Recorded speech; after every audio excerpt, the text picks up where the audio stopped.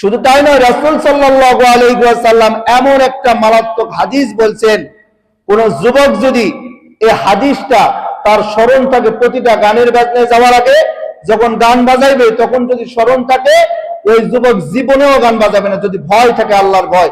রাসূলুল্লাহ ইবনে মাজাহ শরীফের মধ্যে বলেন, ক্বালা রাসূলুল্লাহ সাল্লাল্লাহু আলাইহি ওয়াসাল্লাম লা ইয়াশরাবান্না নাসুম মিন উম্মতি আল খামরা ইয়াসুম্মুনাহা বিগাইরি ইসমিহা ইয়াযাবু আলা রুউসিহিম বিল মাজিফি ওয়াল মুগান্নিয়াতি ইয়াকসিফাল্লাহু বিহুমুল আরদা ওয়া ইয়াজআলুহুম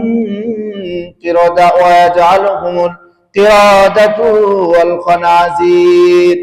রাসূলুল্লাহ সাল্লাল্লাহু আলাইহি ওয়াসাল্লাম বলেন যে আমার উম্মতের মধ্যে এমন কিছু উম্মত আছে, আমার উম্মতের মধ্যে এমন কিছু উম্মত আছে, ভালো করে খেয়াল করেন। রাসূল বলেন যে আমার উম্মতের মধ্যে এমন কিছু উম্মত আছে যারা মদকে ভিন্ন নামে ব্যবহার করে। কি নামে? আল খামরু ইয়াসুম্মুনাহা বিগাইরি ইসমিহা। রাসূল বলেন যে মদকে তারা ভিন্ন নামে ব্যবহার করে। এখন কি কেউ মদ বলে? মদ বললে খারাপ বলে না, মদের কথা বলে। কিন্তু যদি ওই আরেকটা কি বলে ইংরেজিতে, ডিং না কি বলে না, এটা বললে কিছু বলবে না। কিন্তু মদকে রাসূল দেখেন, রাসূল একেবারে হুবহু বলে গেছে। রাসূল বলতেছে তারা মদকে অন্য নামে ব্যবহার করবে। ব্যবহার করার পরে ইউযাফু আলা রুউসিহিম বিল মাআজিফি ওয়াল মুগান্নিয়াতি।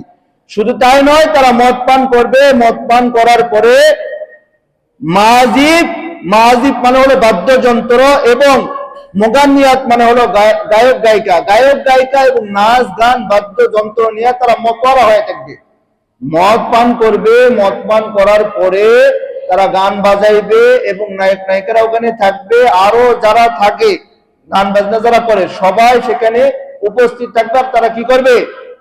আনন্দ করবে। রাসূল সাল্লাল্লাহু আলাইহি ওয়াসাল্লাম বলেন, ইয়াকসিফাল্লাহু বিহিমুল আরদ, আল্লাহ তাআলা তাদেরকে জমিনের নিচে দাবায়া দিবে। কি করবে? এখানে ক্ষান্ত হন না, দাঁড়ান। রাসূল সাল্লাল্লাহু আলাইহি ওয়াসাল্লাম বলেন, ওয়ায়াজালুহুমুল কিরাদাতু ওয়াল খানাজির। কিরাদাত মানে হলো বানর, আর খানাজির মানে হলো শূকর। আল্লাহ তাআলা কিছু মানুষকে, তারা রাতের বেলা মদ পান করবে, গায়ক গায়িকা নিয়ে নাচানাচি করবে, করার পরে রাতের বেলা ঘুম যাবে, সকালবেলা উঠে দেখবে বানর আর শূকর হয়ে গেছে। এই হাদিস বিশ্বাস হয় আপনার? রাসূলের হাদিস বিশ্বাস হয়?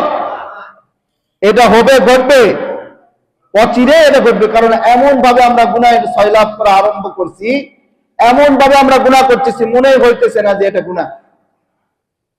এর আগেও